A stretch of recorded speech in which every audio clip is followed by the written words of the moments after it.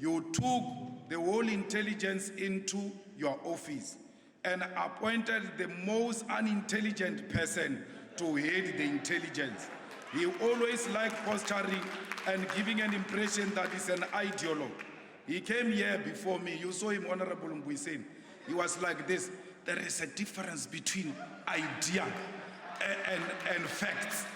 Let me take, like he's going to say something abstract and says nothing. That's him. He's like that. And that's how he finishes the president all the time in the office. You see, Mr. President, nothing. You have passed a motion of no confidence on a young person in a form of Zizigodo. That is the young person that you should be grooming, who should be correcting that institution of the intelligence and make it functional. I do not understand this thing, Honorable Deputy President. Your hatred for your young people is visible. You hate young people with passion. And a young person with potential gets to be destroyed in your organization. What is wrong with giving Zizi the full responsibility of being a minister of intelligence and allow this minister who came before me to accompany his friends on the trips and leave the intelligence to young people? Now, there are thugs today going around calling themselves Operation Dudula, who are harassing innocent people, demanding proof of citizenship. Nothing is happening to them. These armed individuals operate free because they know this country is run by cowards. They call themselves Operation Dudula. They put guns, they display guns on the streets of South Africa in front of the police. Yet police do not act against those thugs that intimidate our people.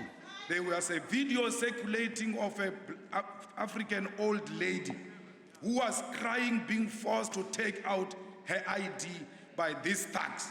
Yet government can't do anything against these criminals.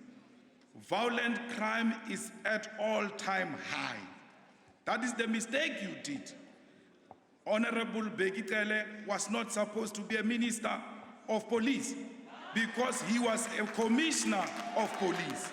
There is no way he can be a minister of police and not compete with the commissioner of police because he knows that responsibility and he knows what you can do with that responsibility. It was a miscalculated move. If anything, you should have taken Ndozi to the army and give someone different, the police, who will not compete with the commissioner of police. We will never defeat crime in this country for as long as the competition in the police is not stopped. And the only way to stop that competition is to remove Minister of Police and send him somewhere else so that we can fight crime. Crime in this country, cash in transit heist, is at a high level, not because it cannot be fought. There is 1 December where Minister Bekitele fought criminals to a point where there was zero. In December, there was zero cash in transit heist. We can't say the same today, caused by this unnecessary competition we have. And what is even worse is that you've got police and the soldiers committing cash in transit heist, which is a very clear state of a rotten security cluster we have in this country. Speaker, we are making a clarion call that there must be a clear change in the security cluster. Otherwise, our women and children will never be safe in this country. We want our people to reclaim the streets, and we need to fight crime decisively.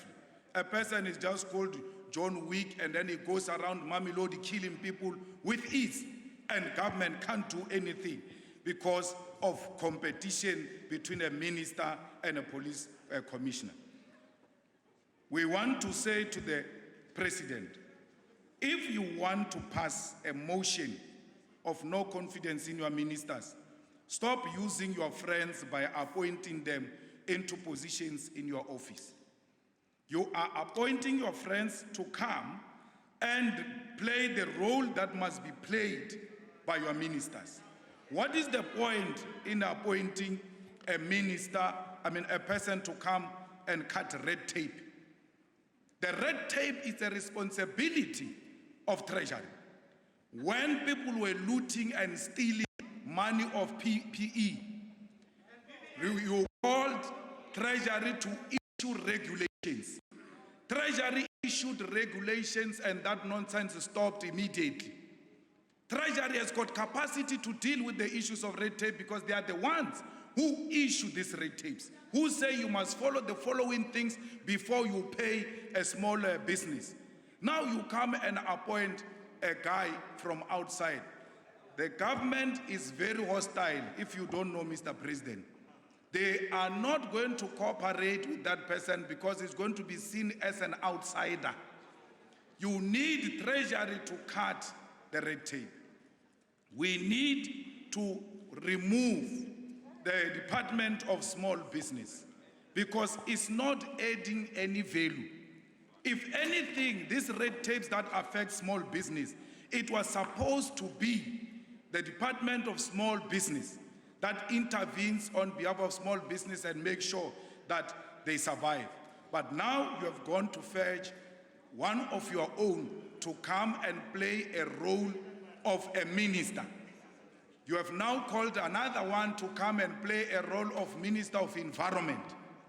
If a person must go around convincing people on our environmental policy and seeking funding, what is the role of a Minister of Environmental Affairs?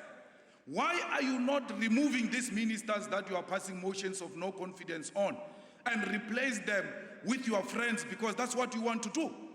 If you think that these friends that you are appointing in the presidency, they are so smart and better than your own ministers, why are you not appointing them and costing us more money?